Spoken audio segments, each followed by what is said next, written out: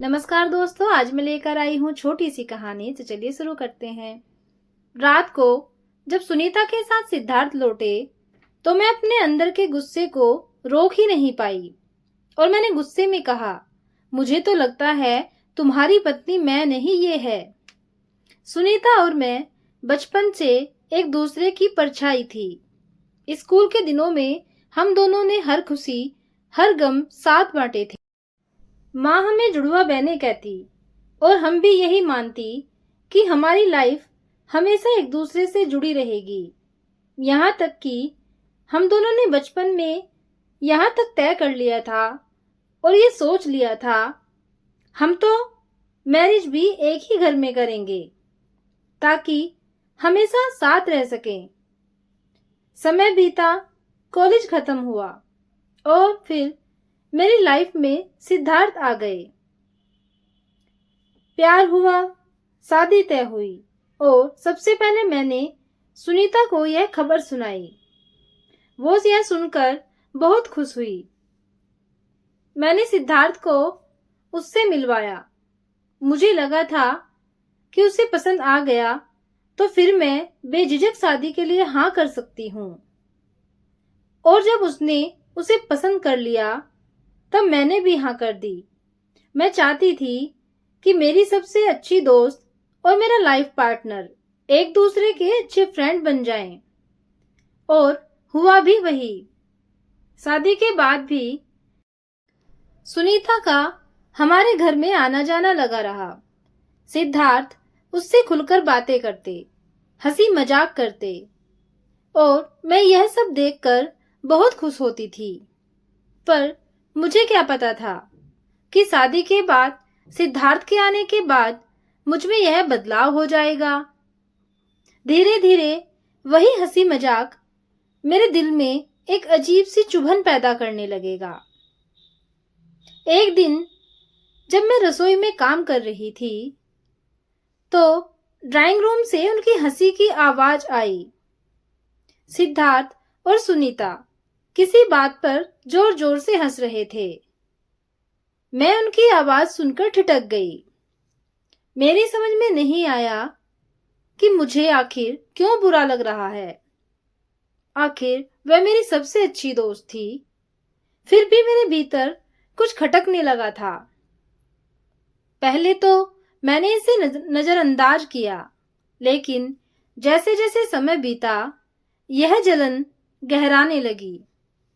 जब भी मैं देखती कि सिद्धार्थ और सुनीता मजाक कर रहे हैं, पुरानी यादों में खो रहे हैं, तो मेरे अंदर एक अजीब सी बेचैनी घर करने लगती। क्या वे एक दूसरे के ज्यादा करीब आ रहे थे? क्या मैं उनके बीच फालतू महसूस कर रही थी? यह सब सोचकर मैं खुद पर ही झुंझला जाती। फिर एक दिन सुनीता का जन्मदिन आया और उसने मुझे पार्टी में बुलाया, लेकिन मैंने बहाना बना दिया। मैं जानती थी कि सिद्धार्थ जरूर जाएंगे। रात को जब सुनीता के साथ सिद्धार्थ लौटे तो मैं अपने अंदर के गुस्से को रोक नहीं पाई और गुस्से में बोल पड़ी, मुझे लगता है तुम्हारी पत्नी मैं नहीं ये है। मुझसे ज्यादा तो तुम उसके साथ समय बिताते हो। वो दोनों मेरी यह बात सुनकर दंग रह गए। सुनीता को पता था कि मैंने यह मजाक में नहीं कहा। वो बिना कुछ कहे चुपचाप वहां से चली गई। और सिद्धार्थ को भी मेरी बात से बहुत दुख हुआ। उन्होंने पहली बार मुझसे ऊंची आवाज में कहा, तुम्हें पता भी है तुम क्या कह रही हो? सुनीता तुम्हारी सबसे अच्छी दोस्त है। लेकिन उस वक्त मैं कुछ भी सुनने को तैयार नहीं थी। मुझे तो बस इतना लग रहा था कि सुनीता हमारे बीच आ रही है। उस दिन के बाद सुनीता ने हमारे घर आना जैसे बंद ही कर दिया। कोई फोन नहीं, कोई मैसेज नहीं। सिद्धार्थ कुछ दिन तक मुझसे नाराज रहे। फिर सब कुछ पहले जैसा हो गया। मुझे लगा मैंने सही किया। सुनीता का न आना मेरे लिए राहत की बात थी। ऐसे ही करीब 1 साल बीत गया और मैं अपनी लाइफ में बिजी थी। इस दौरान न कभी सिद्धार्थ ने न मैंने कभी सुनीता के बारे में बात की और न ही उसका फोन आता था। फिर एक दिन अचानक दरवाजे की घंटी बजी और मैंने दरवाजा खोला तो सामने सुनीता खड़ी थी। उसके हाथ में शादी का कार्ड था। मैं तेरी शादी में आई थी तो तुझे बुलाना तो मेरा फर्ज था, लेकिन सच कहूं मैं बुलाना नहीं चाहती थी।